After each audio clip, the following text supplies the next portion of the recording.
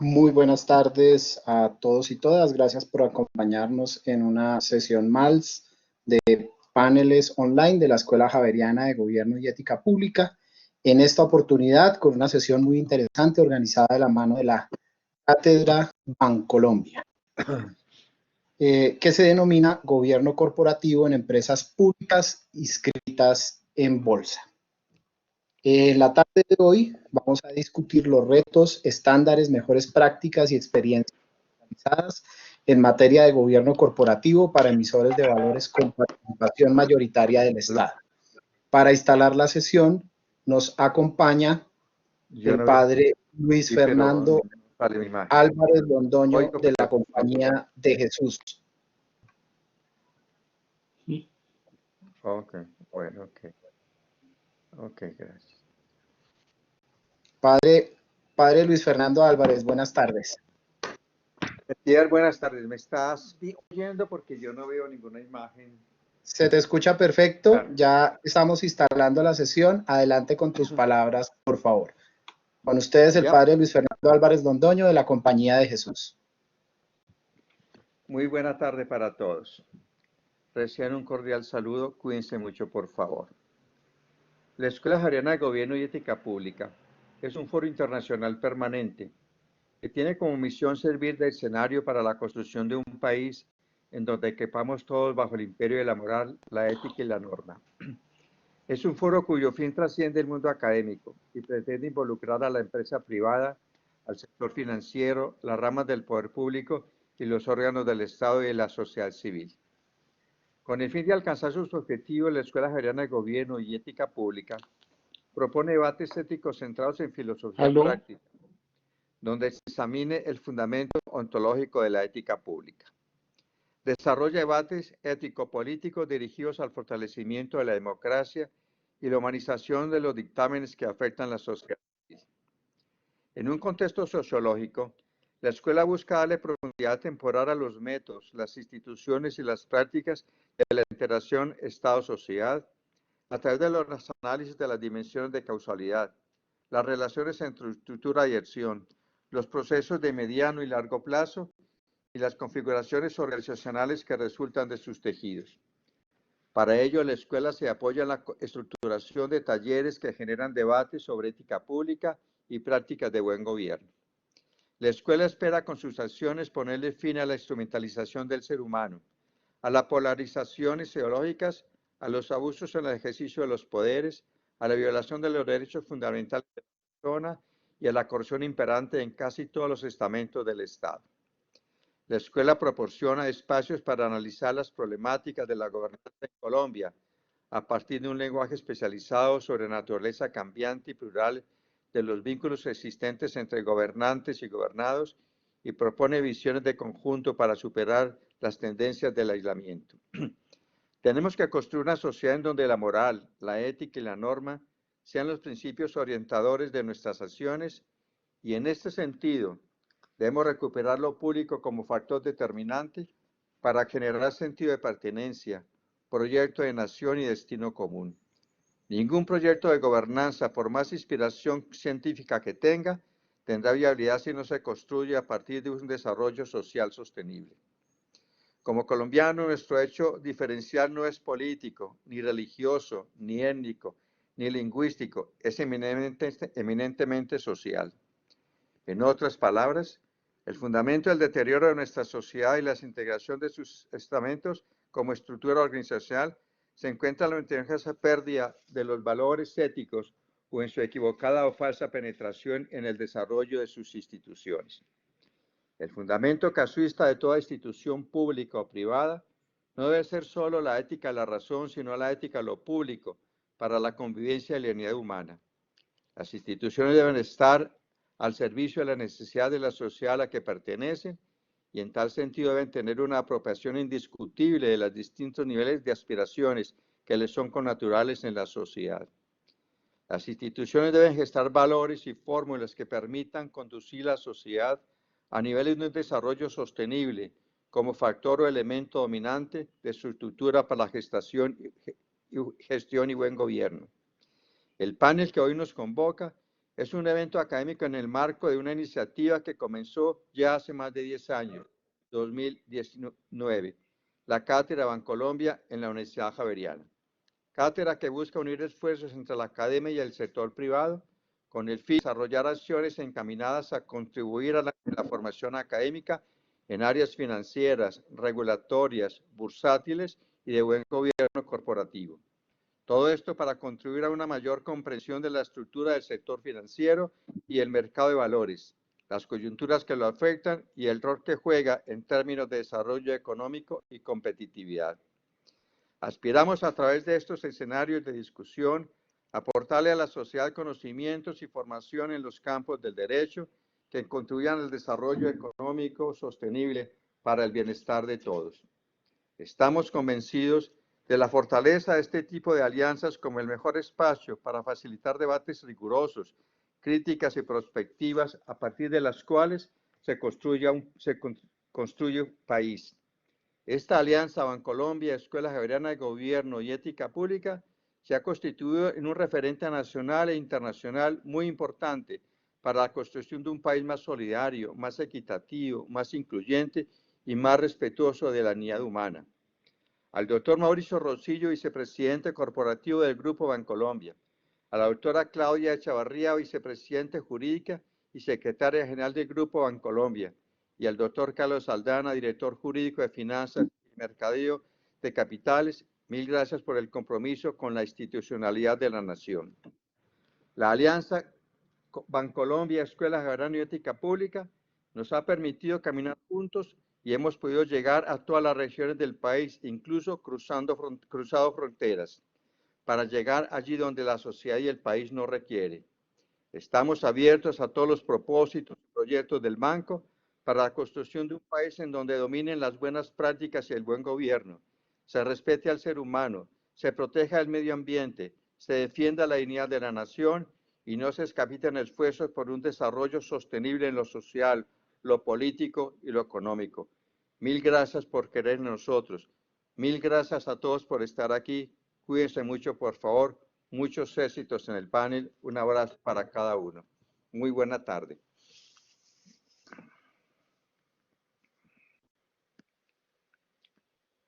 Buenas tardes a todos. Es un gusto, gracias padre por la introducción. Es un gusto poder moderar este panel que, como lo decía el padre, es una discusión eminentemente social y no política. Creo que los conferencistas que nos acompañan hoy tienen toda la experiencia y toda la legitimidad para hablar de estos temas y creo que va a ser una conversación muy enriquecedora en el marco de toda esta evolución de los temas de gobierno corporativo en las empresas públicas.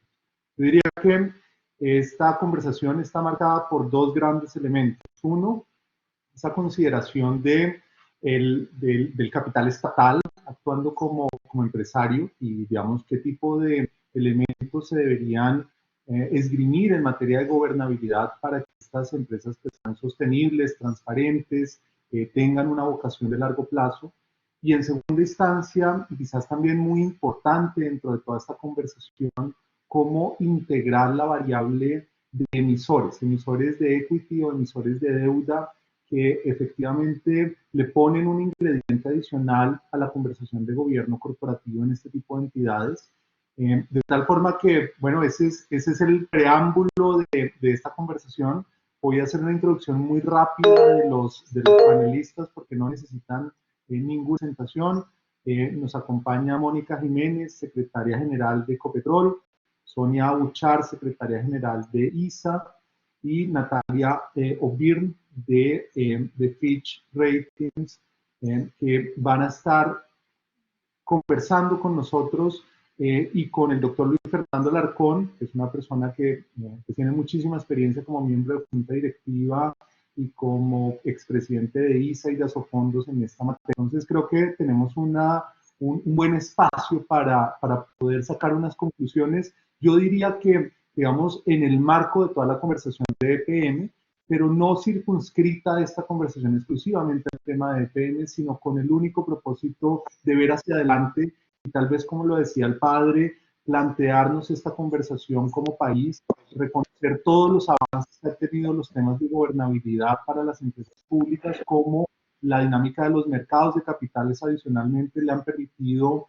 al país tener unas instituciones que generan desarrollo y que tienen una capacidad mucho más grande si tienen el apalancamiento financiero de los mercados. Entonces, voy a darle primero la palabra a Natalia para que arranque con una presentación general sobre lo que está viendo Fitch como calificadores y en particular el tema de ESG, que termina siendo posiblemente el tema más interesante de los últimos 2 años, 3 años, de cómo los inversionistas le están poniendo muchísima atención al tema ambiental, social y de gobierno corporativo. Natalia. Andrés, no, muchísimas gracias a Bancolombia y a la Universidad Javeriana por esta invitación. Voy a poner la presentación en este momento. Permítanme un segundo. Bueno, creo que ya se está viendo la presentación. El día de hoy, como bien mencionaba Andrés, vamos a tocar este tema del gobierno corporativo y de los factores de ESG, ambientales, sociales y de gobernanza, de gobierno corporativo, que cada vez están cobrando más relevancia dentro del mercado y dentro de los inversionistas, no solo en Colombia, sino a nivel mundial. El día de hoy, pues la idea es mostrarles cuál es el enfoque que nosotros como calificadora de riesgo toma o tiene para abordar estos temas, haciendo un énfasis, digamos, particular en los temas de gobierno corporativo. Entonces, pasemos. Bueno, estos son los temas. Vamos a hablar primero de cómo es el puntaje que nosotros damos al ESG en las calificaciones, el gobierno corporativo en las calificaciones corporativas y unas pequeñas conclusiones. Entonces, como veníamos conversando, este tema cada vez viene cobrando más importancia. Recibimos preguntas recurrentes por parte de los inversionistas de cómo incorpora Fitch dentro de su análisis los factores de ESG. Primero, quisiera mencionar que estos son temas que nosotros hemos incorporado desde siempre dentro del análisis de las calificaciones, tanto los temas ambientales, sociales y de gobierno, pero el enfoque lo que buscamos es más evaluar cuál es el impacto que tiene sobre nuestras calificaciones de riesgo. Porque en última nosotros, la actividad a la que nos dedicamos es hacer una calificación de riesgo de crédito de cara al mercado y a los acreedores e inversionistas en las diferentes empresas y otro tipo de emisores. En mi caso particular, pues yo abordo el tema de compañías, de corporativos. Entonces, ¿cuál es el objetivo de la puntuación que nosotros hacemos de ESG o cómo cómo interactúan o se intersectan estos dos tipos de análisis? Primero, pues tenemos el mundo del riesgo del crédito, que es donde yo me muevo, y tenemos los riesgos de ESG. Buscamos precisamente evaluar cómo se intersectan estos dos componentes. Entonces, como les digo, es evaluar y establecer la relevancia y los elementos que son potencialmente importantes o que pueden impactar potencialmente el perfil crediticio de un emisor o de una entidad calificada. Estos riesgos son relevantes no solamente, digamos, para los emisores, sino hay relevancia por sectores. Se hace una diferenciación en la relevancia que existe para cada uno de los sectores y los países o regiones. Como les digo, pues buscamos es establecer cuál de esos riesgos en algún momento puede llegar a afectar la calificación, bien sea porque opera en un entorno, en un sector donde la existencia de este tipo de factores es relevante, o porque se han presentado eventos particulares que pueden estar incrementando la exposición a los riesgos del ESG. Y evaluamos en últimas cuál de estos factores nos ha llevado a cambiar las calificaciones. Entonces, aquí primero quería mostrarles es cómo definimos la relevancia. ¿Qué no hacemos? Nosotros no vamos a pronunciarnos sobre si las prácticas de ESG de una empresa en particular son buenas o malas, o si están empeorando o están mejorando. Tampoco nos vamos a pronunciar sobre los méritos de una compañía en sus prácticas de ESG o cuánto invierten o qué tanto trabajan en pos del ESG o en sus operaciones. El puntaje que nosotros damos se centra en cuánto estos elementos afectan nuestras calificaciones y establecer una relevancia. Para ello, pues nos basamos en la información o los estándares establecidos por el SASB, que es el Sustainability Accounting Standards Board, porque en últimas hay un montón y en estos últimos años han proliferado una cantidad importante de listados de factores y necesitamos establecer un estándar y tener un estándar sobre el cual basar nuestra opinión. Por ello, pues decidimos elegir los estándares del SASB, que nos proporciona una serie de factores que son reconocidos globalmente y que adicionalmente tienen una visión hacia futuro de hacia dónde pueden desarrollar estos factores. Estos factores que ustedes ven ahí, ambientales, sociales y gobernanza, se traducen en unos factores específicos para cada uno de los sectores. Por ejemplo, si estamos viendo el sector de automóviles, una industria de ensamblaje de automóviles, ahí es un tema muy relevante, por ejemplo, cuál es la gestión que ellos están haciendo sobre emisiones, o si estamos analizando una empresa generadora de energía, miramos también cómo es la afectación que pudiesen tener por el uso de combustibles fósiles o de carbón, que el uso de estas tecnologías en algunos países, sobre todo en Europa, pues está ya empezando a tener impacto sobre los perfiles de crédito de este tipo de entidades.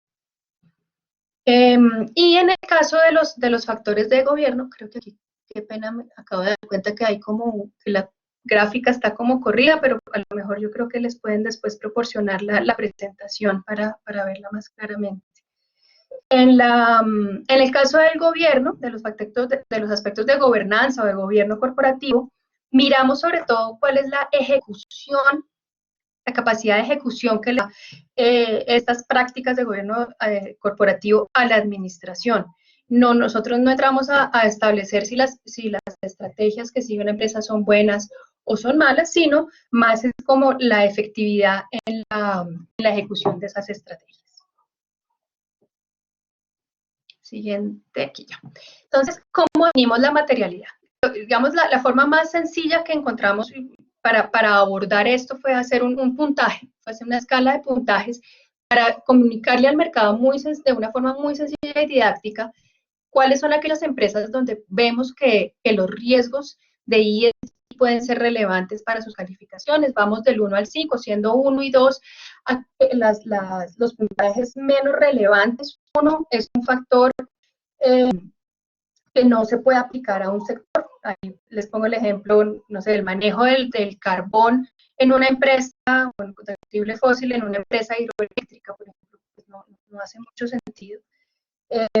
El 2, si bien sí se aplica al sector, pues es muy poco probable que tenga una calificación. Es el caso, por ejemplo, de una empresa, de los riesgos sociales laborales en una empresa de real estate, donde el componente de personas y laborales es muy bajo. Se me acaba de quitar la cámara, pero prefiero que el audio se mantenga y no tener la cámara ahorita.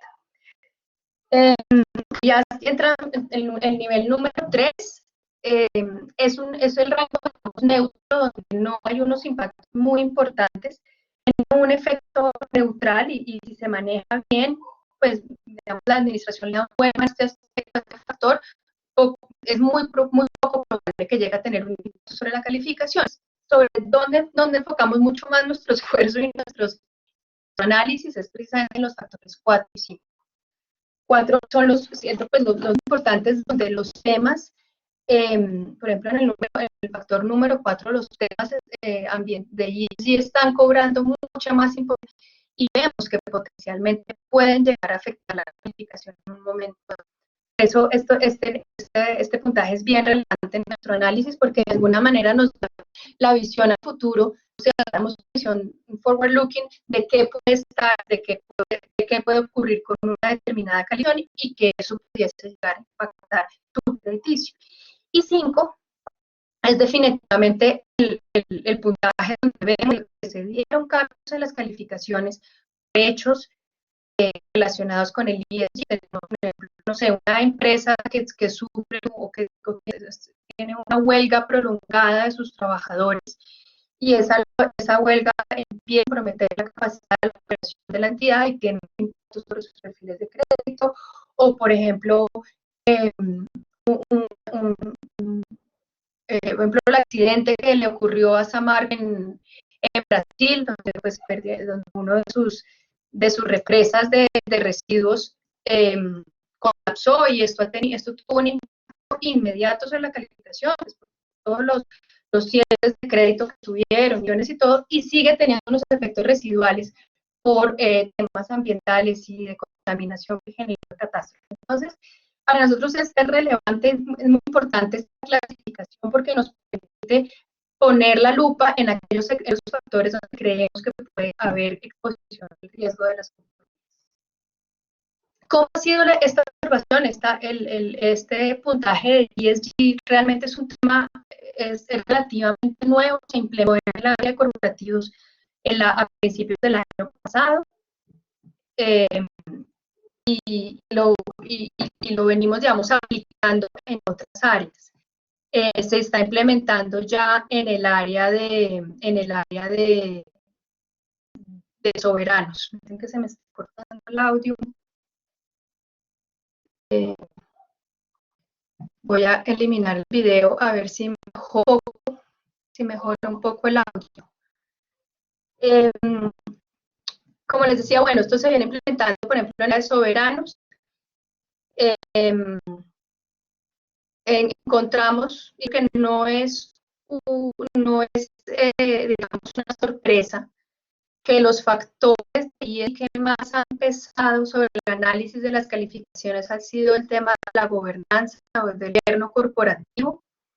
El impacto pues, que he tenido que usted aquí en la distribución pues es entre medio y alto. Y yéndonos a América Latina, obviamente el impacto también en temas de gobierno ha sido muy alto y con cada vez más relevancia los riesgos ambientales. Me estoy diciendo que se meta un poco mi conexión. Me tocaría cambiar de conexión, tratar de cambiar la conexión, pero voy a perder unos minutos. ¿Les parece bien? Natalia, desconecta el video, por favor. Sí, no, ya lo desconecté. Vista de video, cancelar. Ya debería estar, ¿no? Mejora un poco.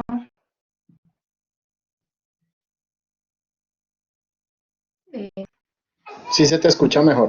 Intentemos una vez más, Natalia, si no, lo que podemos hacer es, digamos, sobre la base de estos elementos, creo que hay aspectos que podemos tener para el panel y arrancar. Entonces, si quieres, bueno, intentemos una vez más o si no, arrancamos con el panel. Bueno, listo, perfecto. Entonces, ya pasando al tema de gobierno corporativo, les comentaba anteriormente pues cuál era la distribución del ESG en América Latina, en el mundo, y uno de los temas relevantes es precisamente este del gobierno corporativo.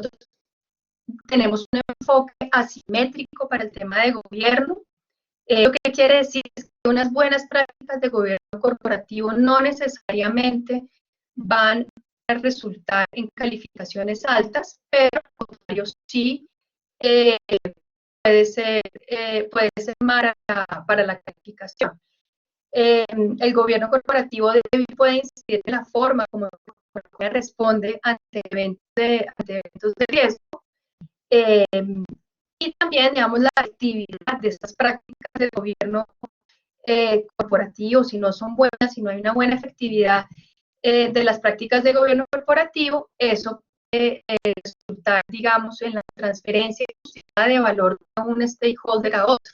Por ejemplo, los accionistas prioritarios extrayendo valor de la compañía, o el administrador también, digamos, incurriendo en problemas de malos manejos de recursos de la empresa.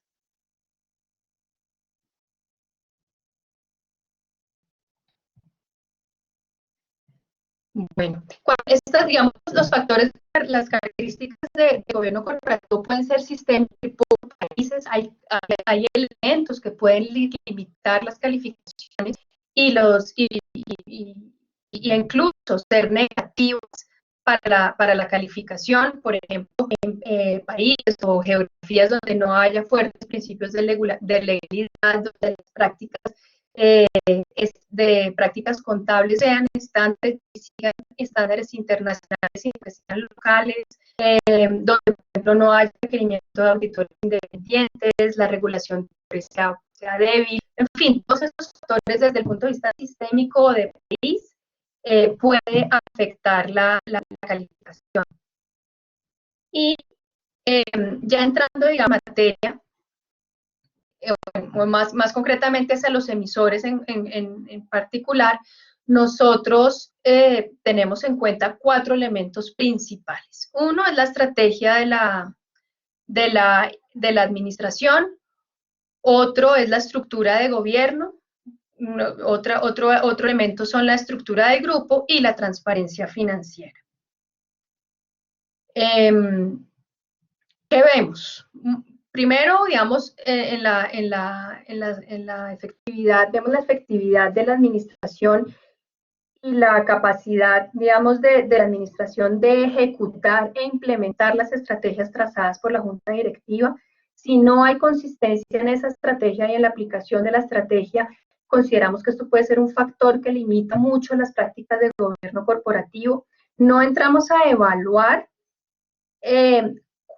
si las estrategias son buenas o son malas, porque no hay estrategias buenas o malas per se, sino vamos más hacia la implementación y a la operatividad de esas estrategias, que haya consistencia.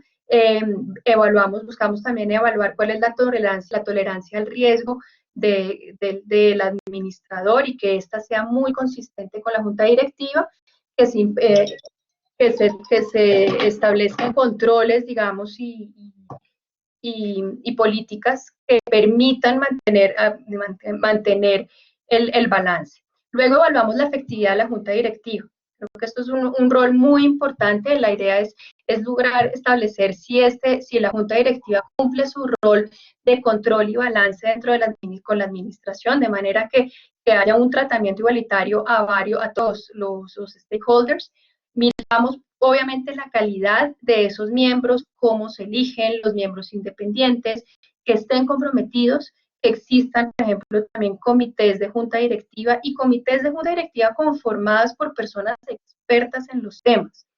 Y también es muy importante, por ejemplo, cuál es digamos, la posición del presidente de la junta directiva, para que de alguna manera sea un contrapeso al CEO, al presidente de la compañía. También otro tema muy importante que nosotros vemos son las transacciones con terceras partes, entender cuál es el propósito y la motivación de esas transacciones con terceras partes, para que precisamente no haya, lo que les comentaba hace un rato, una extracción importante de valor por parte de la compañía, y también cuál es el proceso de aprobación que se sigue para ese tipo de transacciones. Finalmente, yo creo que uno de los elementos más importantes para nosotros y para los inversionistas en general es la transparencia de la información financiera, cuál es la robustez de sus estados financieros, porque en últimas ese es el instrumento o la materia prima que los analistas tenemos para evaluar la salud financiera de una entidad. Entonces es muy importante que sean claros, que sean fáciles de entender, que sean publicados, que no se publiquen tarde, que no haya correcciones, que sean auditados y que precisamente haya una efectividad en las funciones, o en el cumplimiento de las funciones de ese comité de auditoría independiente conformado pues por miembros de la junta directiva, que ellos tengan un rol, digamos, relevante dentro del proceso de auditoría y control de la información financiera. Hablando, digamos, en particular muy rápidamente de las entidades con capital público y relacionadas con gobierno, nosotros seguimos una metodología que busca establecer cuál es el vínculo que tienen esas entidades de gobierno con su matriz o con su dueño, que no más sería el gobierno nacional o los gobiernos locales, y evaluamos tanto la fortaleza de ese vínculo como el incentivo de soporte, de manera que el gobierno corporativo va a estar muy vinculado a esas entidades. Eventualmente nosotros podemos decidir calificar de forma individual estas compañías porque consideramos que las fortalezas de esos vínculos no son débiles y que estas compañías se manejan de forma muy independiente y que el incentivo o la probabilidad de soporte por parte del ente territorial o del gobierno pues es poco probable, digamos el caso de ISA o el caso de ISA yo creo que es como el que podemos mencionar ahorita. Tenemos el caso de, por ejemplo, del Grupo de Energía Bogotá, también puede ser otro ejemplo. Entonces, ahí en ese caso, vemos, digamos, si esto se califica de forma individual, pues ahí entramos a evaluar sus prácticas de gobierno de individual. Ahí en todo caso hay que tener en cuenta que si hay una compañía que llega a tener un impacto importante, bien sea por malas prácticas de gobierno corporativo, o malas prácticas, o digamos, otros temas relacionados con el ESG, esto pudiese modificar el vínculo que tiene con el gobierno. Y finalmente, a manera de conclusiones, porque no me quiero extender más, mencionarles pues que las calificaciones impactan de forma importante a las compañías. Esto es un tema que hemos visto reflejado en los factores del ESG. Las malas prácticas de gobierno corporativo pueden presentarse aún en geografías con marcos legales robustos. O sea, esto no es un tema exclusivo de los mercados emergentes.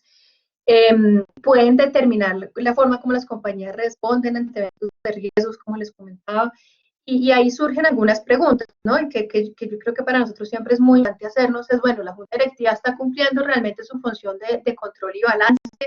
¿Es una Junta Directiva de bolsillo de la administración o del accionista? Hay oportunidad, por ejemplo, de mejora en la robustez de la información financiera a nivel nacional y a nivel de las compañías, en la forma como se divulga la información, y finalmente preguntarnos, y es algo que recurrentemente lo hacemos, si el gobierno corporativo está protegiendo a todos los grupos de interés o si tiende a primar, digamos, solamente a los accionistas. Esta sería pues la presentación que tenía preparada. No quiero como tomar más tiempo del panel, que es lo que sigue, Andrés.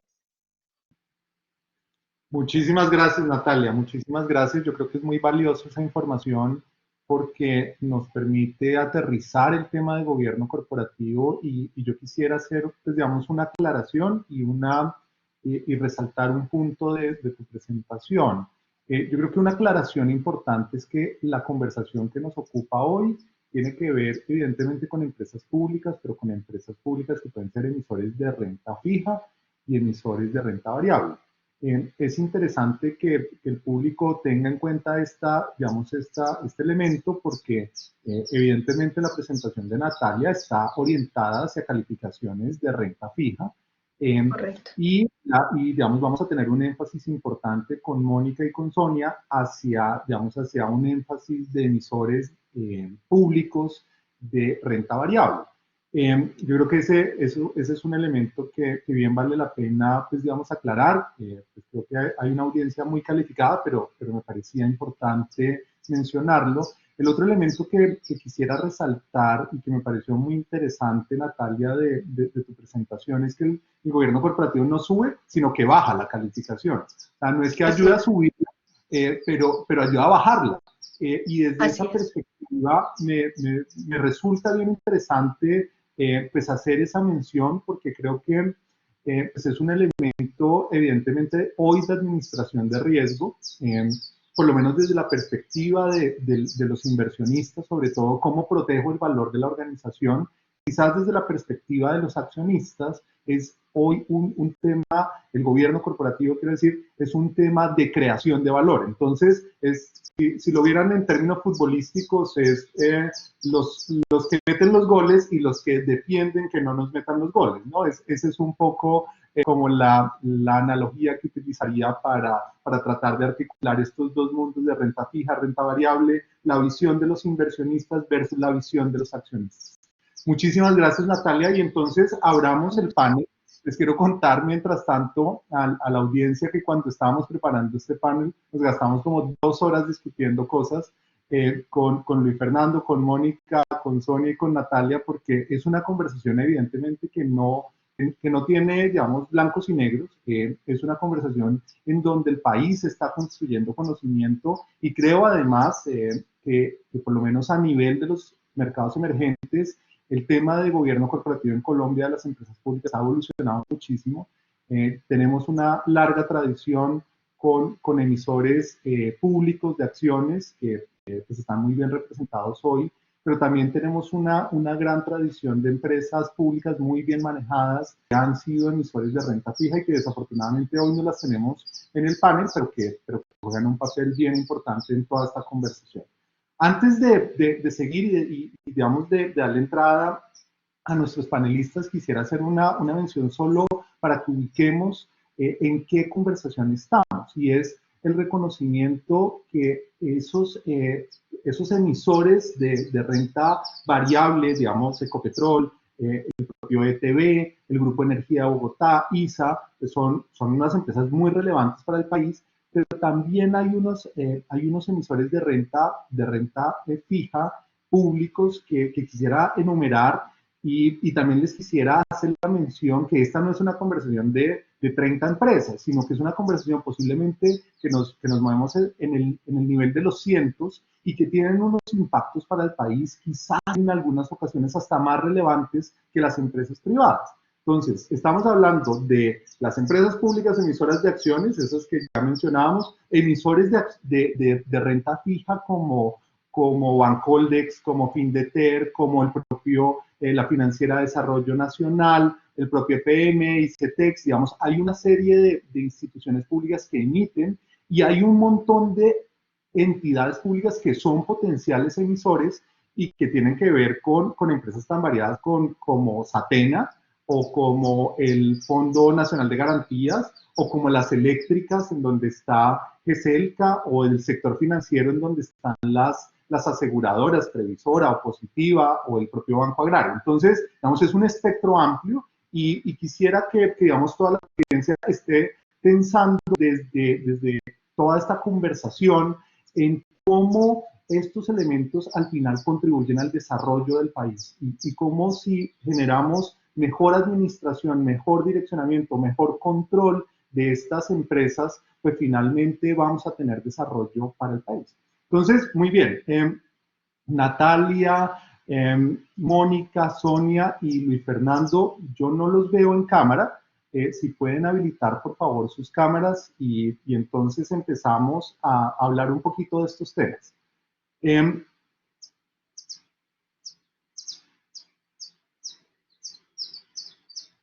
Veo a Natalia, Sonia, Mónica, ¿están por ahí? Y Fernando, ¿nos escuchan? Yo ya activé la cámara, pero no sé.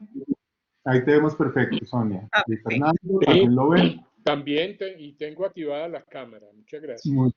Buenísimo. Hola, creo que volví. Bien. Bueno, pues muy bien. Yo quisiera arrancar por esta, digamos, por este tema de la diferencia entre los emisores de renta fija y de renta variable, evidentemente en el contexto de gobierno corporativo. Y quizás me gustaría preguntarles a Luis Fernando y a Mónica cómo sienten que deberían ser esas diferencias y si deberían existir diferencias en los estándares de gobierno corporativo que se le aplican a empresas públicas que son emisores de acciones, Ecopetrol, ISA, Grupo Energía de Bogotá, versus empresas públicas que son emisores de renta fija, digamos, de bonos principalmente, pero que hay otros instrumentos. ¿Creen que debe haber un poco diferencia en estos estándares o deberían ser básicamente los mismos estándares para los dos mundos?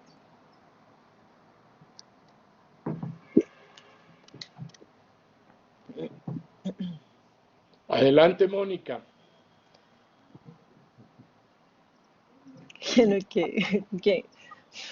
Bueno, primero que todo les tengo que preguntar si me oyen porque he tenido algunos percances. ¿Sí? Bueno, entonces si me oyen mal me avisan y apago la cámara. Primero que todo, pues gracias por la invitación y pues gracias a todos los panelistas, moderador, organizadores. Es bueno que sigamos teniendo estas conversaciones de gobierno corporativo. ¿Qué creo yo? Yo creo que los estándares de gobierno corporativo que tienen, a los que están sujetos las empresas que cotizan en bolsa, pues la única diferencia en realidad es si es obligatorio o no.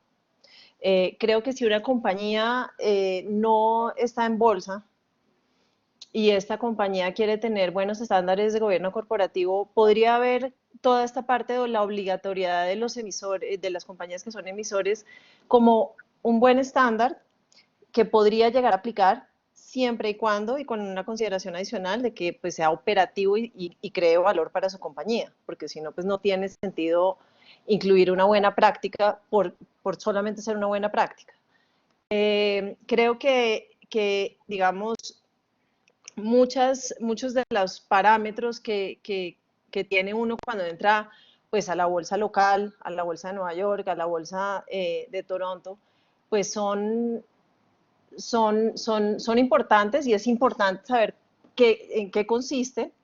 También porque no solamente por una reglamentación de la bolsa se vuelven, deberían estar en el radar de todas las empresas, sino porque además los fondos y los veedores internacionales que están viendo temas como ESG, de los que nos hablaba Natalia, pues tienen una compatibilidad alta con lo que se está viendo en las bolsas.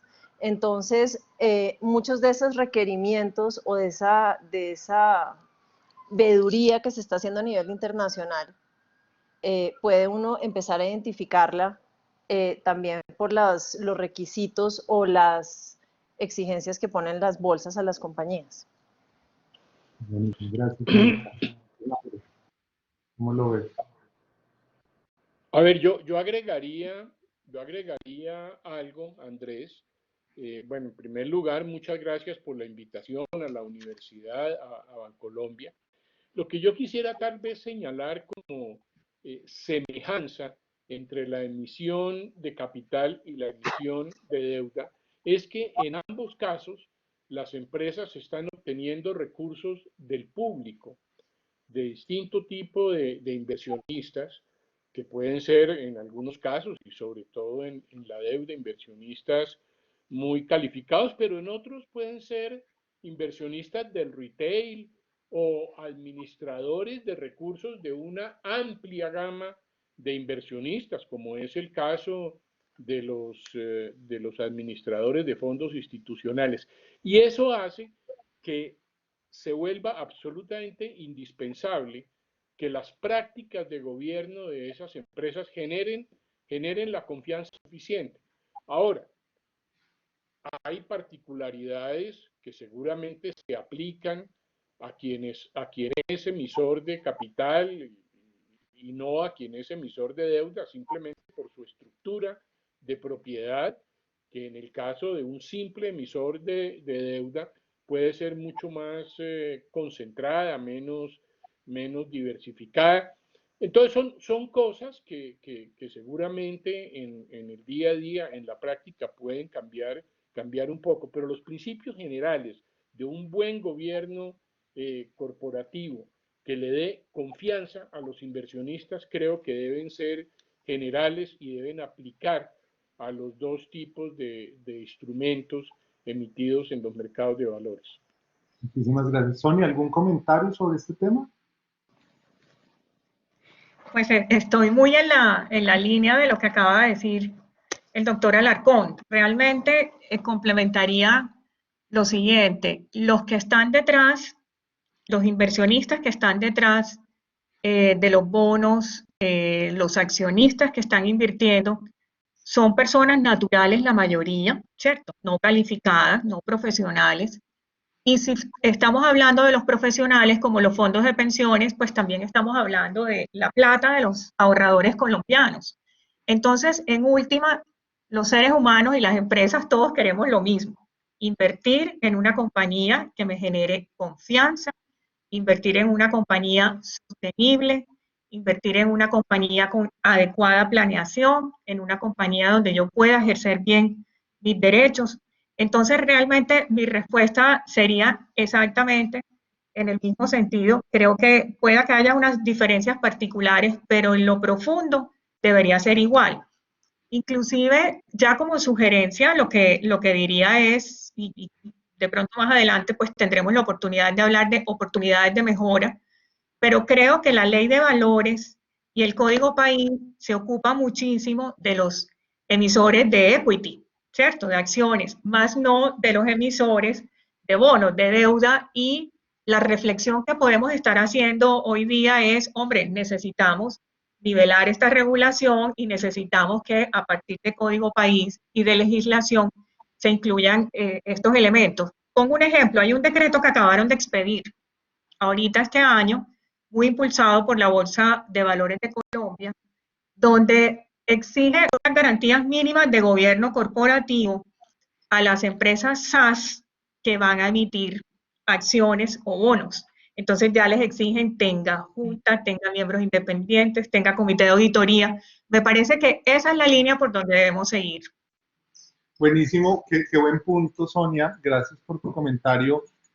Yo quisiera entonces reformular otra vez esa misma pregunta, pero ahora ya no hablando exclusivamente del tema de emisores deuda, emisores de acciones, sino que habláramos de, más o menos de la misma pregunta, pero en función de las diferencias que deberían existir, si deberían existir, entre los estándares de gobierno corporativo para empresas privadas versus para empresas públicas. Y ahí me gustaría escuchar la visión de los tres. En esto no hubo un acuerdo en nuestra sesión preliminar, pero sí me gustaría tener un poco sus miradas respecto de esas potenciales diferencias a nivel de estándares entre empresas públicas y empresas privadas. Doctor Luis Fernando, yo lo veo con ganas de hablar. Yo pienso que los estándares de gobierno corporativo para empresas de propiedad estatal y empresas de propiedad privada deben ser lo mismo, porque si estamos hablando de emisores de capital, pensemos en que lo único que cambia en estas empresas, en los dos casos, es quién es el accionista controlante, que en un caso es el Estado, llámese la nación o un municipio, un ente territorial, en fin, y en el otro caso es un accionista controlante particular. Eso es lo único que cambia. En consecuencia, los estándares de gobierno corporativo deben ser los mismos. Eso sí, seguramente en el caso de las empresas controladas por el Estado, habrá que preocuparse en el desarrollo de esos estándares en relación con ciertos temas, como por ejemplo el hecho de que los gobiernos cambian periódicamente con una frecuencia preestablecida. Cada 4 años elegimos presidente, elegimos alcaldes. Los objetivos de esos gobernantes pueden entrar en conflicto en algún momento con los objetivos de las empresas, y en consecuencia es importante pensar en cómo, si se quiere, blindar las empresas frente al eventual riesgo de la política que puede presentarse. Eso tal vez es el único comentario, pero con lo demás creo que estamos hablando de los mismos estándares. Buenísimo.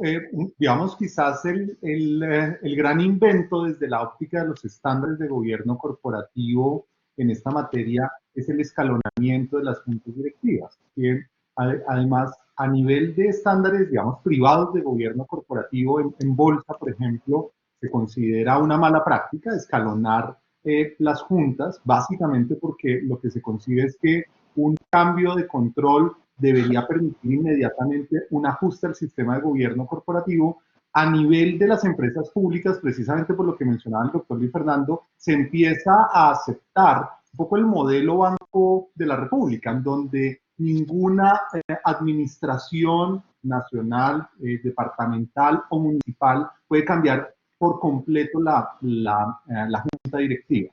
Ecopetrol incorporó hace poco, además liderado por Mónica, una medida, un poco de escalonamiento, y a mí me gustaría preguntarle a Mónica el racional, cómo fue un poco el proceso y en general, pues cómo ha sido recibido esa modificación al sistema de gobierno corporativo en Ecopetrol por los diferentes grupos de interés. Bueno, a ver, al respecto, entonces, cuando estábamos proponiendo la reforma de estatutos, hemos hecho varias reformas durante los últimos años. Para nosotros ha sido realmente importante actualizar nuestros documentos de gobierno corporativo y sobre todo la base, que son los estatutos, en la medida en que la coyuntura cambia. El gobierno corporativo definitivamente es un marco, pero le tiene que dar, es un marco que puede quedarse quieto, pero todo lo que está dentro es dinámico y debe siempre moverse según la coyuntura de la empresa y las necesidades del negocio. Entonces, en esa medida, una de las preguntas que nos hacíamos es, bueno, ¿cómo hacemos teniendo directores? Nosotros tenemos una junta directiva que tiene 9 directores y hay diferentes, pues había diferentes casos, algunos llevaban muchos años, otros menos, en fin. Pero al final, ¿qué es lo que quiere uno en una empresa? Que haya cierta estabilidad dentro de la junta directiva para poder asegurar que estás llevando una estrategia pues no es solamente de un año, hay una estrategia que se da a más largo plazo. ¿Y cómo aseguras que esto se lleve y que la compañía tenga una estabilidad? Y no solamente en la junta directiva, sino también, por ejemplo, en el presidente de la compañía, que es importante. El tiempo de duración de nuestros directores era de un año. Y lo que propusimos es, primero, que ese tiempo pasara a 2 años. Entonces ya no tenemos una asamblea todos los años donde se presenta una plancha, sino cada 2. Y por el otro lado dijimos, bueno, y esa estabilidad también se la da un escalonamiento. Entonces, la propuesta nuestra es que salen algunos de los miembros de la Junta Directiva en la medida que así sea propuesta la plancha y se vote así por los accionistas, pero queden algunos fijos durante que no se puedan cambiar en ese momento.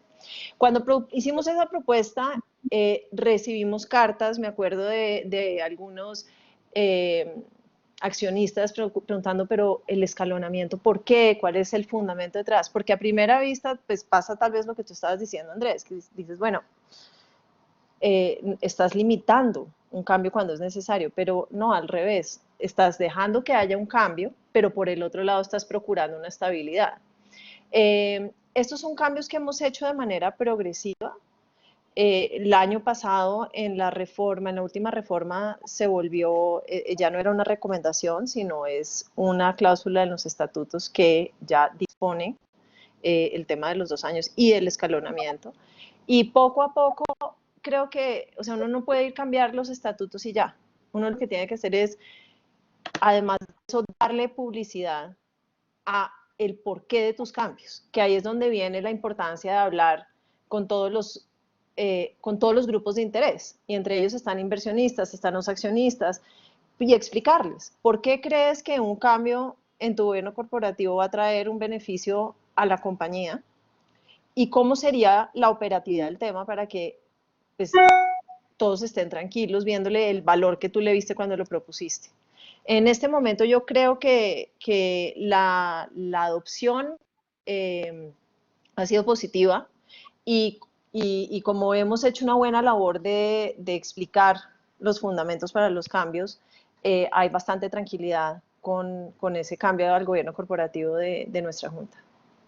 Buenísimo, Mónica. Gracias por tu comentario. Yo creo que es un elemento bien importante reconocer que efectivamente la dinámica de gobierno corporativo puede ser un poquito diferente y que aunque queremos un nivel muy alto a nivel de los estándares de gobierno corporativo de empresas públicas, al mismo nivel de cualquier empresa que esté listada en bolsa, sí hay algunos elementos que hay que administrar con mucha cautela.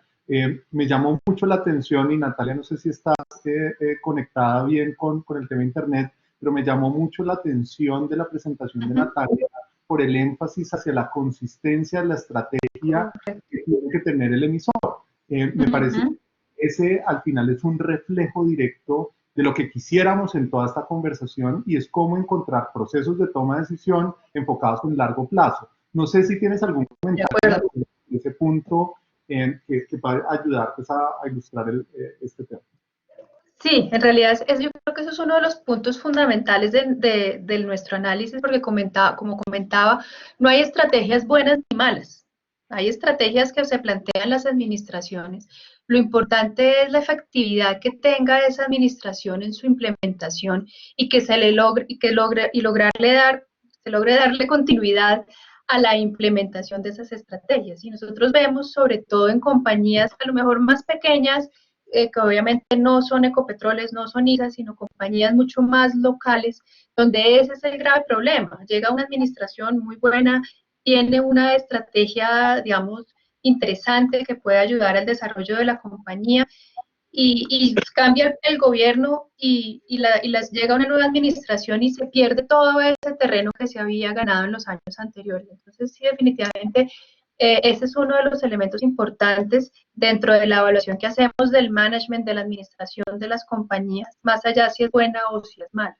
Pues no hay suficientes elementos para poder evaluar ese sentido, pero sí cuál es la capacidad y la consistencia que tienen en la ejecución de esas estrategias.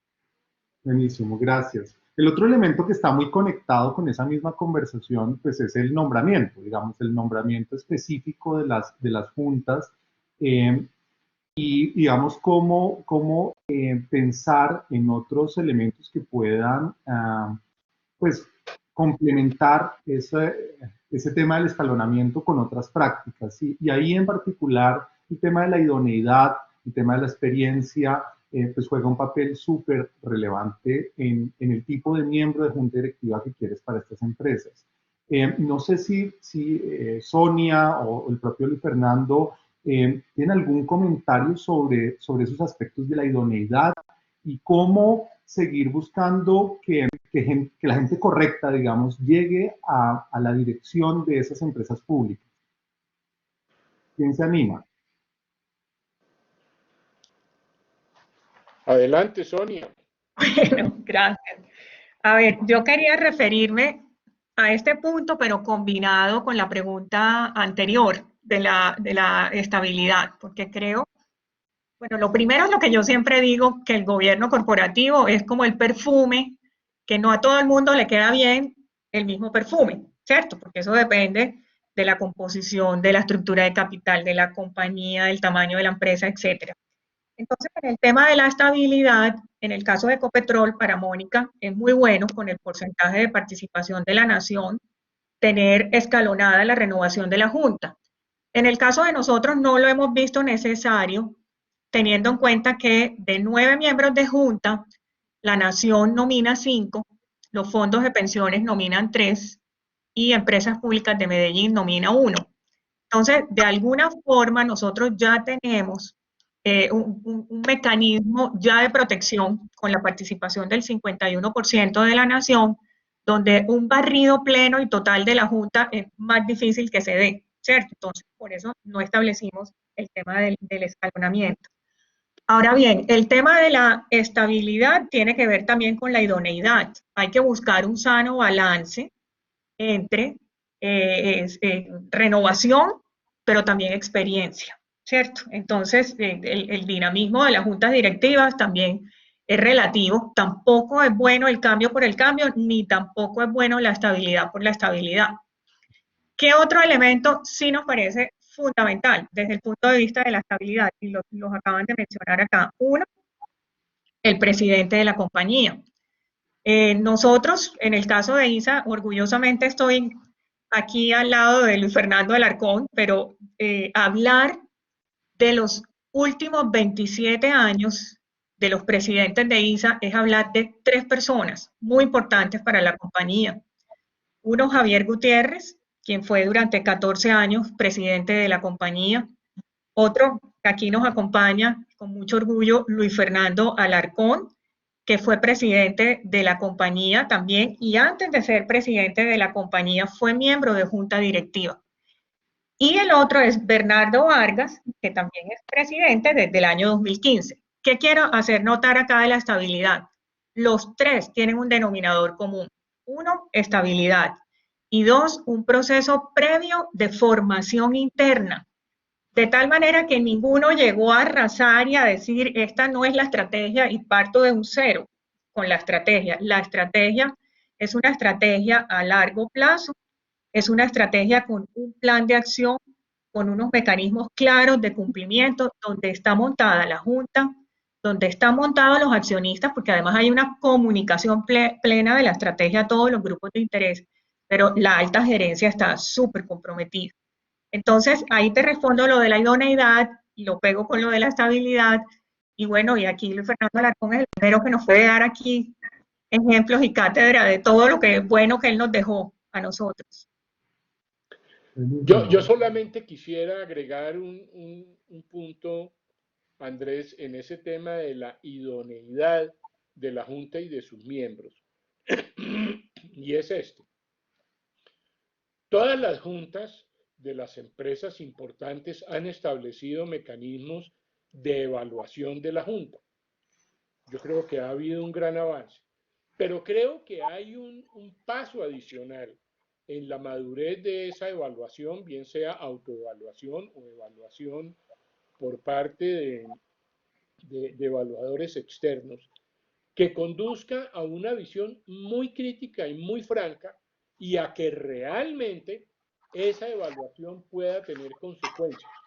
Es decir, que cuando se detecte, y en eso el rol, por ejemplo, del presidente de la Junta es muy importante, que alguien no está contribuyendo suficientemente, pues bueno, que se tomen las medidas para el cambio, porque eso puede pasar y creo que esa es como una etapa, no solamente en las empresas de capital estatal, ni mucho menos, en todas las empresas abiertas en el país, hay un grado de madurez aún por desarrollar para que esas evaluaciones de la Junta puedan tener unas consecuencias mayores.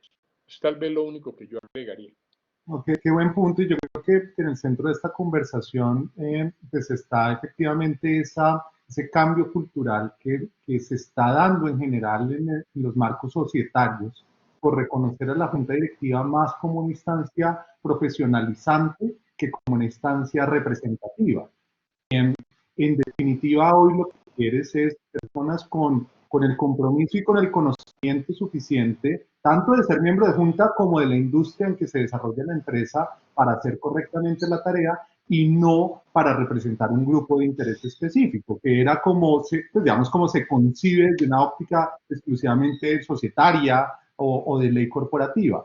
Pero no me aguanto la pregunta de ponerla en contexto porque en la discusión de EPM muy recientemente el exministro Botero planteó incluso una reformulación de la junta directiva de EPM con diversos actores, incluyendo unos miembros delegados por el Consejo Municipal, otros por el sindicato, otros por el alcalde. Y pues yo la verdad es que no comparto para nada esa visión, pero me gustaría tener un poco sus miradas. Y Fernando, ya lo delató la risa.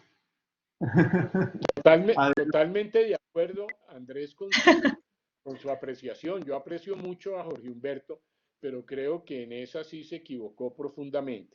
Creo que los miembros de junta deben designarse con los mecanismos, obviamente, que establecen los estatutos. Hay unos mecanismos de elección, pero mirando fundamentalmente la idoneidad de las personas. Tratar de decir que fulano o sutano, los usuarios, el consejo, el mismo Papa, ¿sí?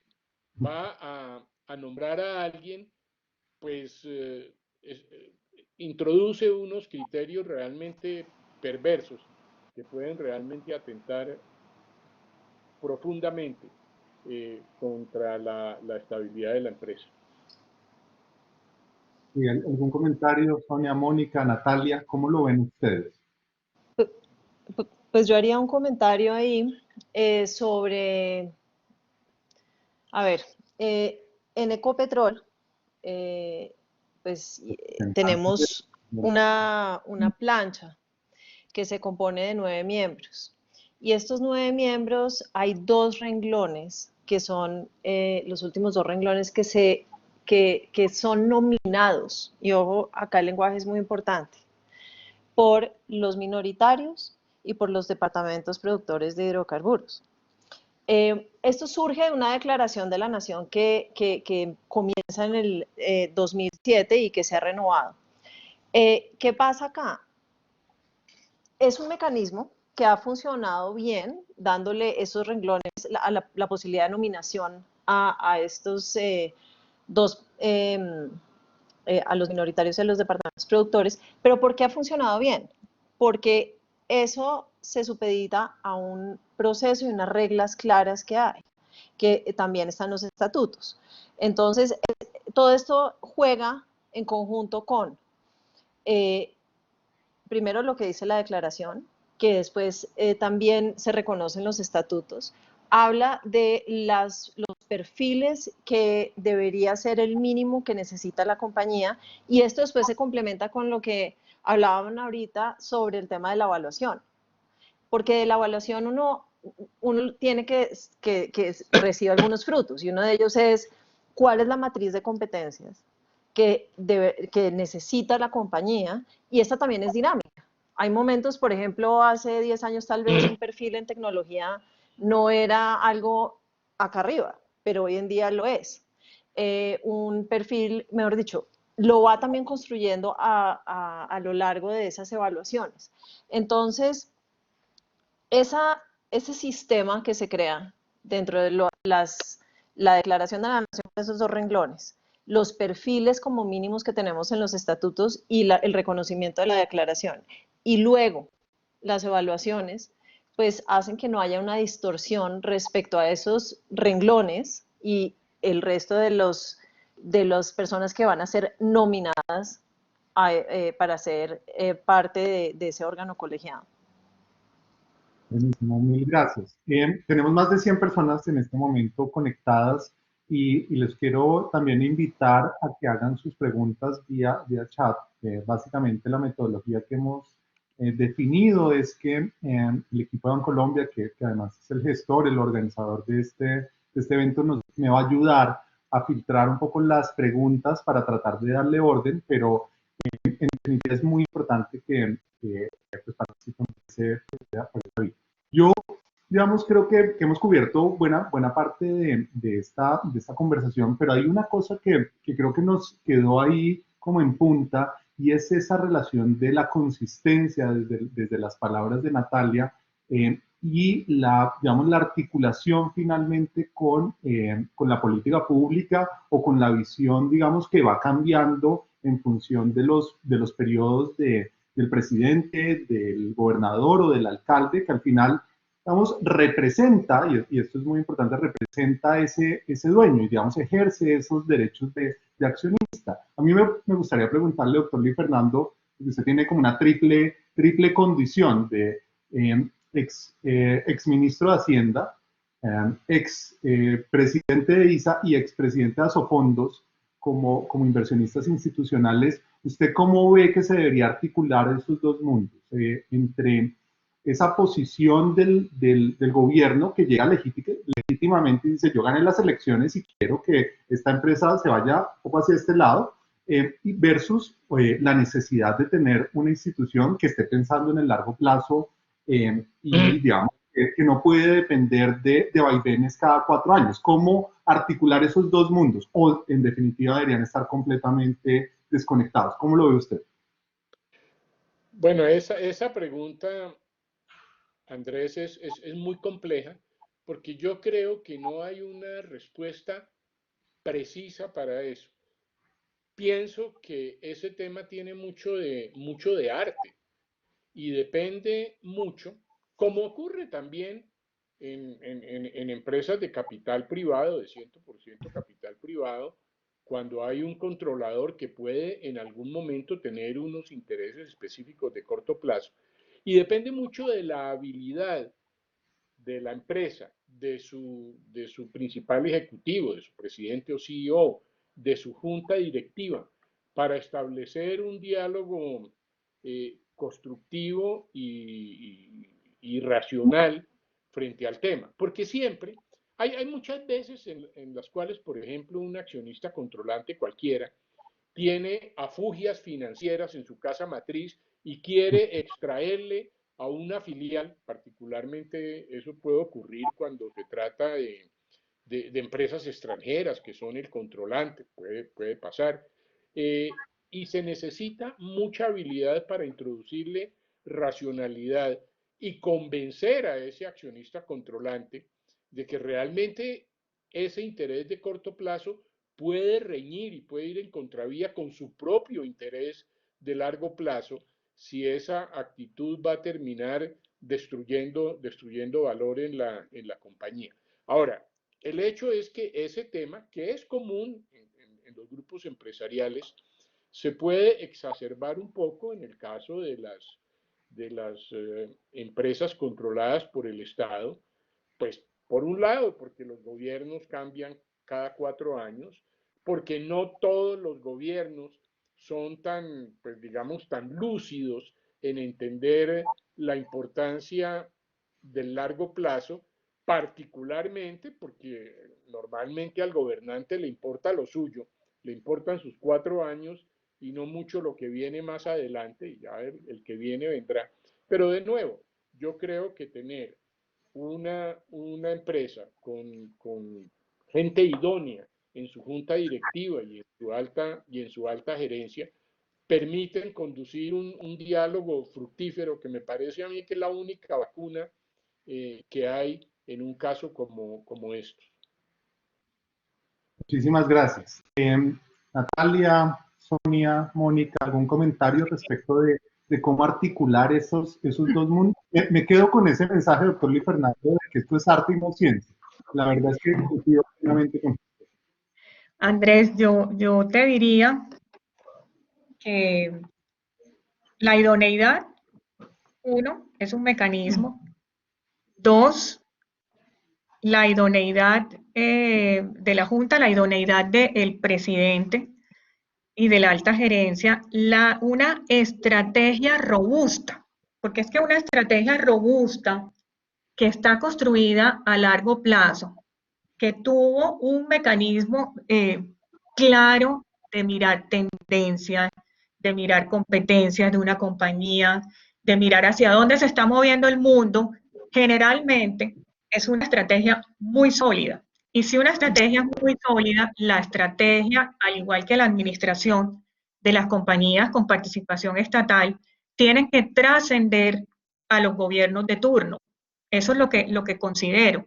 Ahora, que no se puedan conversar en nada, no, claro que sí, es que todo se alimenta también del entorno, de las tendencias, pero creo que la clave, y ese es el ejemplo que pongo, por ejemplo, de ISA, de 3 presidentes en los últimos 27 años, lo que muestra es que los presidentes de ISA trascienden a los presidentes de la República.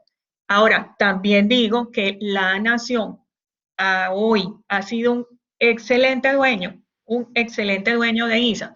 Entonces, estos tipos de foros como los que estamos haciendo acá, los aplaudo y me encantan, porque es un tema de cultura que tenemos que nosotros generar. O sea, el tema de gobierno corporativo se tiene que volver un tema de dominio público, un tema de entendimiento de la sociedad y no solamente de un mercado de valores, de unos ejecutivos. Entonces me encanta este foro. Cuando alguien llega nuevo a un gobierno, tiene que entender cuál es el impacto y cuál es la destrucción que le estaría haciendo a una compañía con sobresaltos y cambios abruptos de la estrategia. Entonces, aplaudo esto y lo reiteraría con una estrategia robusta, además de la idoneidad. Una preguntita, a ver si alguien se anima a responderme, y es por qué en algunos momentos el mismo dueño puede ser un buen dueño para una empresa y a veces no un dueño tan responsable para otras empresas. ¿Qué creen que llega ahí? en esta ecuación que han visto ustedes. Además que ustedes han sido los beneficiarios de buenos, digamos, de un Estado buen dueño en Ecopetrol y en ISA. ¿Qué piensan? Doctora Alarcón, ¿usted qué? O Mónica, no sé.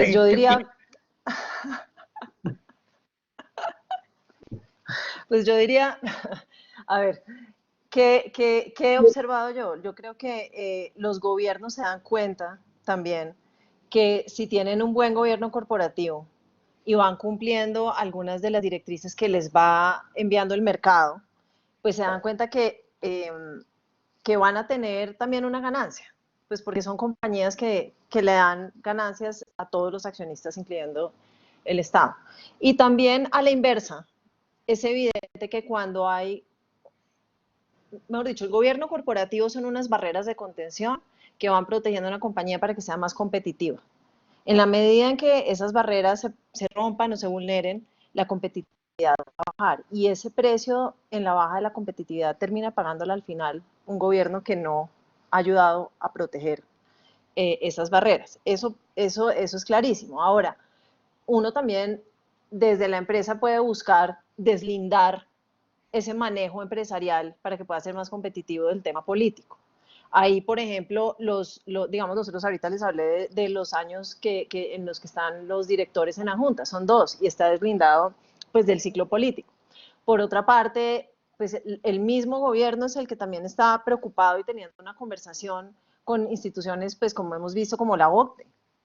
Entrar a la OCDE y haber implementado algunas de las directrices de gobierno corporativo fue liderado pues, por un gobierno y esa es la razón por la cual salieron los ministros y los viceministros de las juntas directivas de algunas de las compañías con participación estatal. Eso sucedió en Ecopetrol. Y les cuento anecdóticamente, pues fue divertido porque la pregunta era, bueno, y entonces ahora ¿cómo vamos a hacer para tener un canal de comunicación efectivo pues con el gobierno? Y buscamos otros ejemplos. Esto pasa en Chile, pasa en otros países donde ya está inventado.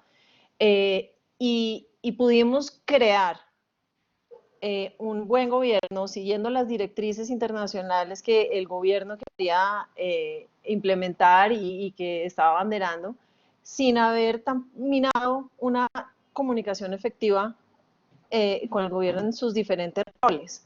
Entonces, pues, y hay diferentes mecanismos, tanto el alto gobierno, el Ministerio de Hacienda, y yo creo que ellos entienden el impacto de cualquiera de los cambios o de las normativas que se adopten a un nivel pues, de mercado y de economía en el país. Tal vez, Andrés, yo quisiera agregar algo que se me quedó por fuera y que creo que es un elemento importantísimo en este tema, y es la existencia de un mercado de valores que es el gran disciplinador de los actores en esto. Es que si un gobierno empieza a hacer tonterías, pues cosas que no tienen un fundamento racional, los primeros que van a pestañear son los inversionistas. Y todos sabemos lo que eso puede significar.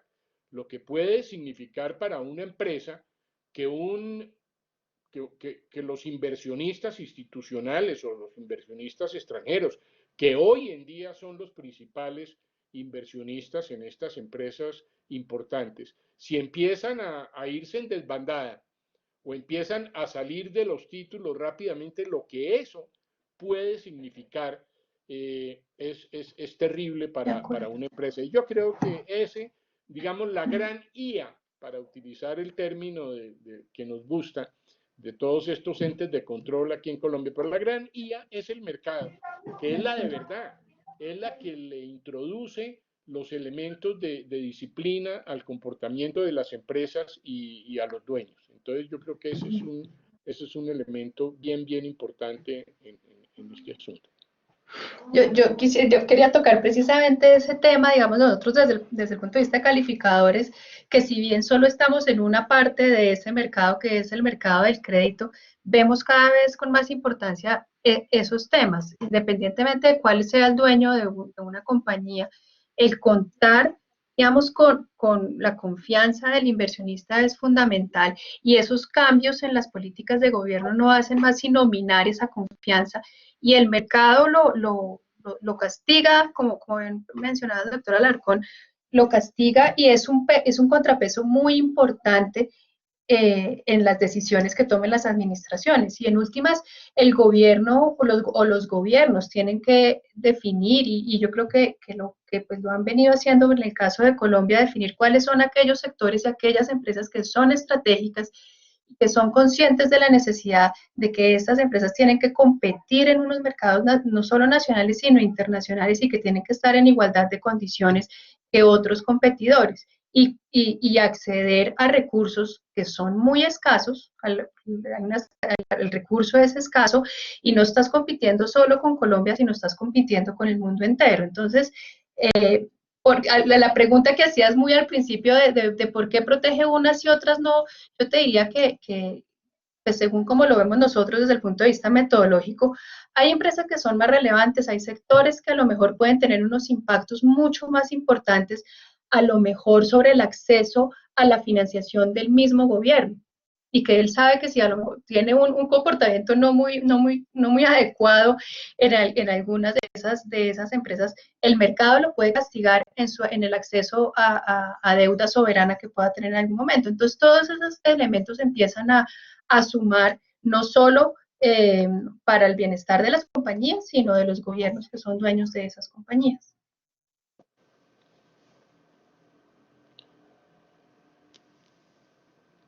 Perfecto. Perfecto. Perfecto.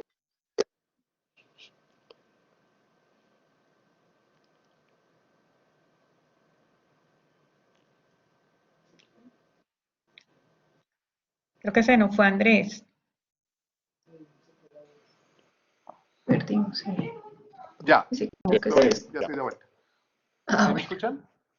Sí, perfecto. Escuchamos perfecto, adelante. Problemas tecnológicos que nunca faltan en este tipo de sesiones. Les quería hacer una pregunta muy específica que está haciendo Diego Torres, uno de los participantes, sobre el tema de los miembros independientes. Y creo que es una pregunta que todos nos hemos hecho en algún momento, los que estamos vinculados a esta conversación, y sería interesante tener la visión de ustedes.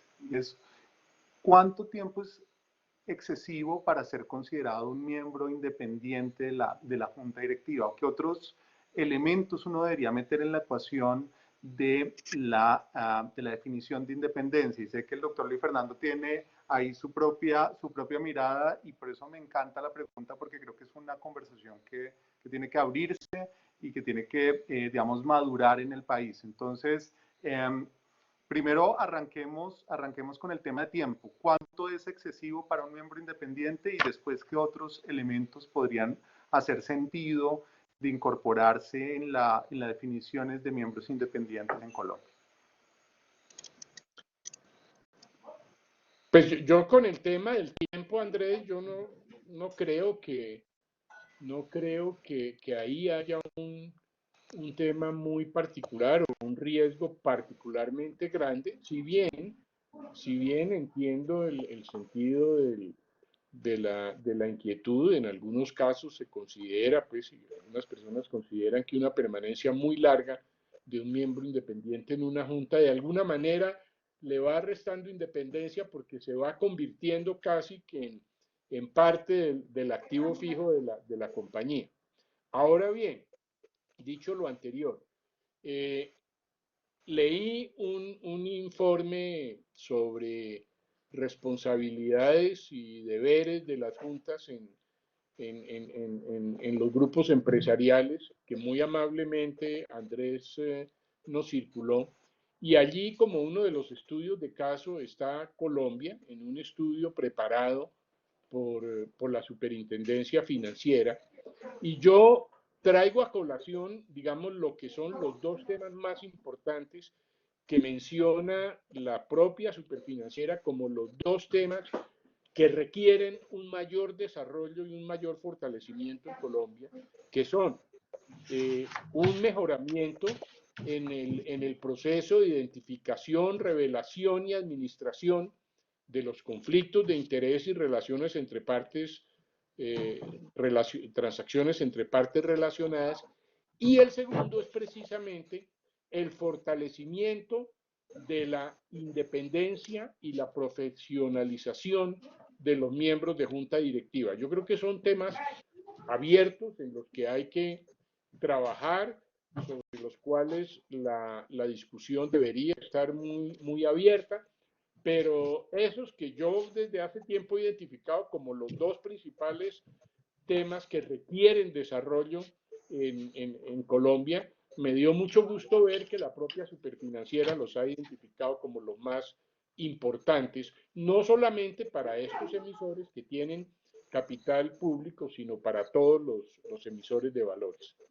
Sí, muy buen punto y quisiera utilizar esa referencia que usted hace al tema de grupos y al tema de otros desafíos que hay en esta materia para el país para empezar a hacer las preguntas finales, y es, ¿en dónde creen que están esos desafíos? Yo coincido con usted, doctor Luis Fernando, que el tema de transacciones con partes vinculadas, que también lo planteaba Natalia, como uno de los aspectos que se están revisando, y la administración de los conflictos de interés, necesita una mejor legislación en este país. O sea, la solución que tenemos es la peor solución que podemos estar adoptando, pero me gustaría tener la visión también de las señoras abogadas, Mónica y Sonia, sobre dónde creen que debería evolucionar tanto el marco legal de gobierno corporativo como el marco autorregulatorio de gobierno corporativo, en dónde deberíamos empezar a poner los reflectores para esta conversación en el futuro cercano, e incluso para que el tema de EPM, y lo voy a decir así súper abiertamente, sea una gran oportunidad para volver a repasar estos elementos de gobierno corporativo que tienen que seguir evolucionando en el país, porque yo estoy con Mónica, con el impulso que se le dio con todo el proceso del acceso de Colombia a la OECD, pero en este momento quizás la mejor excusa para volver a hablar de gobierno corporativo en empresas públicas y en empresas privadas, pues es claramente PM. Entonces, ¿en dónde creen que están esos desafíos? ¿Qué inventario podríamos hacer de lista de cosas para discutir en el futuro? Pues si quieren, comienzo con una reflexión, ¿sí está bien? Hay bastantes, pero la primera sale de este punto. Si yo creo que las empresas, como ya lo dije, tienen que estar en constante actualización, y el gobierno corporativo es dinámico. Pero es raro pensar que las compañías deben hacer eso y que la legislación, en cambio, se estanque. Entonces, todo lo que es la legislación tiene que seguir también actualizándose. Eso me lleva a varios puntos. El primero es algo que dijo el doctor Alarcón, es la profesionalización del tema de junta directiva. Los directores en las juntas directivas se tienen que ver como aliados. No son unos directores que van una vez al mes y nos vemos al otro mes. Son los asesores estratégicos de la administración. Y por eso sería un sueño y sería algo muy positivo, diría yo, que podamos integrar eso en el gobierno corporativo, en las normas en este país. ¿Qué quiere decir eso? Temas de remuneración.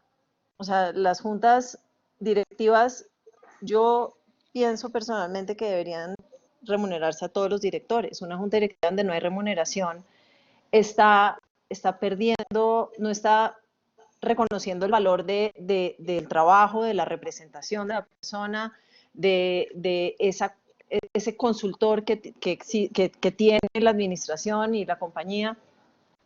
Y pues no es solamente un tema de asistencia, es un tema más amplio. Eso por un lado. Bueno, y eso además añado rápidamente que también en algunos países se remunera por servicio, o sea, por unos honorarios anuales, no solamente por una asistencia a una junta y ya. Entonces eso sería bueno revisarlo. El otro tema es, como hablaban ahorita, pues el tema de partes relacionadas y el tema de conflicto de interés. Entonces esa regulación parece no patinar muy bien con el tema pues de un grupo empresarial, que también es una regulación que desde mi punto de vista se quedó un poco corta, en la medida en que no se ven los beneficios de tener esa maximización de valor dentro de un grupo empresarial de la manera que, pues, que podría verse y podría sacarse ese valor, teniendo en cuenta claramente los temas de pues, competitividad y precios, y eso siempre se tiene que respetar, pero pues si se desarrollara más tendría mejor valor. Y en cuanto a conflictos de intereses, como lo que dije al principio de esta charla, cuando uno mira la legislación o la doctrina actual, para algunas empresas puede ser operativo, para otras no. Y no tiene suficiente, debería ser más práctica, porque las leyes y la regulación también deberían ayudar a que el negocio sea mucho más ágil, con las debidas protecciones a todos los accionistas y acreedores. Gracias, Andrés, Sonia. yo diría dos cosas. La primera es que me parece que los factores ESG necesitamos incorporarlos con mayor fuerza. Entonces, por ejemplo, en Europa, ¿qué estamos viendo? España acaba de publicar el nuevo modelo de Código de Buen Gobierno, donde tiene un capítulo ya dedicado no solo a los temas de gobierno corporativo, sino a ESG específicamente. Entonces, cosas como las que nosotros queremos liderar, apalancar, necesitamos darle más fortaleza. ¿Qué pienso yo? El Código País es una gran oportunidad para meter esto y necesariamente no todo el mundo lo tiene que cumplir, porque también he estado pensando, bueno, ¿y será que esto va a disuadir a otras empresas más pequeñas para emitir acciones? No, pero uno puede tener esto dividido en dos sellos. Hay empresas con un sello ESG y hay empresas con el sello tradicional de gobierno corporativo. Entonces, eso me parece fundamental. Este año se cumplieron 50 años, y de eso escribieron mucho, de cuando Milton Friedman dijo, la única responsabilidad social que tienen las empresas es generar ganancias, ¿cierto? Eso hace 50 años y hace mucho menos todavía la gente pensaba así. Hoy día estamos viendo movimientos completamente distintos en inversionistas, en la sociedad. Es más, si hablamos aquí de Bancolombia, pues Juan Carlos Mora, el presidente de Bancolombia, viene en una cruzada con otros empresarios por el capitalismo consciente y la generación consciente. Entonces creo que a eso hay que ponerle dientes y es un tema de corresponsabilidad, es un tema de gobierno, es un tema de las instituciones financieras, es un tema del sector real, es un tema de la sociedad, que todos lo pidamos. Y meterlo en el Código de Buen Gobierno con un sello de calidad me parece que incentivaría mucho a las empresas. Entonces, esa es como mi primera propuesta. La segunda tiene relación con lo que dijo Mónica, y lo que voy a decir no es un tema pacífico, pero creo que tenemos que dar una discusión en Colombia sobre si los grupos empresariales y las sociedades que pertenecen a los grupos empresariales se deben seguir mirando individualmente como hoy se mira en el Código de Comercio, cada uno como una isla, cada uno con su propio interés, cada administrador solo con un deber fiduciario en función de esa sociedad, o si necesitamos dar una discusión sobre si el grupo empresarial hay que reconocerlo como una nueva institución, ¿cierto? Darle no digo con lo actual, no, eso es un tema de cambio, darle un reconocimiento de empresa también al grupo empresarial, de poder decir que el interés de grupo está al servicio del interés social de cada una de las empresas que lo componen y a su vez el interés social al servicio del interés de grupo. Hay quienes dicen que eso no se puede maximizar simultáneamente, pero yo creo que la discusión la tenemos que dar, y nuevamente traigo el caso de Europa. En la Comunidad Económica Europea, todos se montaron en darle un reconocimiento a los grupos empresariales. Yo creo que eso tenemos que discutirlo, y si llegamos a la conclusión de que es derecho común y que aquí no hay ninguna diferencia y que estos son paradigmas, bueno, listo. Pero démosle esa discusión, sería mi otra propuesta.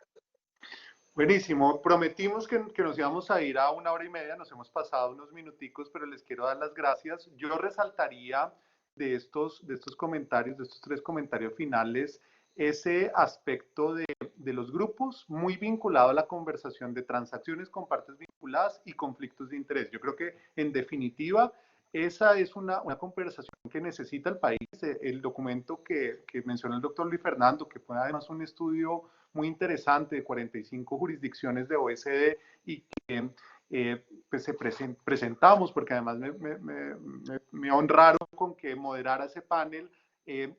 Se presentó y lo único que es claro es que el mundo está avanzando en esa discusión, efectivamente, Sonia. Yo creo que en algún momento Colombia tiene que sincerar ese tema de los grupos empresariales, que en la vida real son las empresas más grandes del país, y tenemos pues todo este desarrollo de multilatinas, públicas y privadas, que necesitan una regulación más empresarial y menos obsoleta. El segundo elemento que me parece que es muy relevante de toda esta conversación, y gracias, Mónica, por ponerlo, que es el tema de la remuneración de las juntas directivas. No podemos seguir con un modelo de remuneración tan arcaico de las juntas directivas. La verdad es que no hay ninguna correlación entre la responsabilidad y el valor que entregan las juntas directivas con lo que se les está pagando. Yo creo que ese es un aspecto que, en definitiva, se tiene que revisar además con el costo político que significa hablar de remuneración en nuestro contexto, ¿no? Y es una conversación difícil, pero por lo menos en nuestros estudios como firma, lo único que nos arroja es unos grandes brechas entre la situación de Colombia e incluso la situación de cómo se remuneran los directorios en América Latina. O sea, hay fácil un 25% de rezago entre lo que se paga en Colombia a una junta directiva versus lo que se paga incluso en Centroamérica o digamos en latitudes que uno esperaría que no estuvieran, digamos, tan desarrolladas en términos empresariales.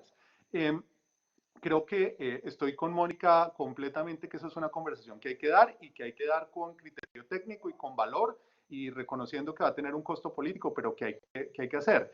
Y voy a cerrar con el comentario de Sonia sobre ESG, que en definitiva pues es un elemento, pues es quizás lo más novedoso de lo que ha traído la pandemia. Evidentemente ESG no es una conversación que es de los últimos 8 meses, pero la pandemia y, digamos, toda la situación de COVID sí ha puesto los reflectores en empresas más responsables y, digamos, en un criterio que va más allá del interés de los accionistas, que me llama también mucho la atención, Sonia, que, por ejemplo, la metodología de Fitch que nos presentó Natalia es predominantemente en gobierno corporativo en todo caso, ¿no? Entonces, es una discusión que creo que tiene sus complejidades, porque pues no es pacífico en el mundo. Creo que todos estamos aprendiendo, digamos, de lo que significa hoy esa visión un poco más amplia de a quién se deben los deberes fiduciarios por parte de los miembros de junta e incluso por los representantes legales, que tiene que ver con ese planteamiento de Friedman y el Business Roundtable, que el pronunciamiento que hizo a finales del año pasado. Pero pues en definitiva creo que esos 3 temas hay que ponerlos en la agenda. Le voy a dar las gracias a Bancolombia por hacer esto posible, a Mauricio Rosillo, que es el autor intelectual de que estemos todos acá sentados, a la vicepresidente jurídica y al equipo de Bancolombia, y por supuesto al equipo de la Universidad Javeriana que ha gestado este espacio. Muchísimas gracias a los panelistas, muchísimas gracias a la audiencia, y esperamos vernos nuevamente muy pronto. Un abrazo, que estén muy bien. Muchas gracias. Muchas gracias. Muchas gracias. Hasta luego. A todos. Chao. Chao.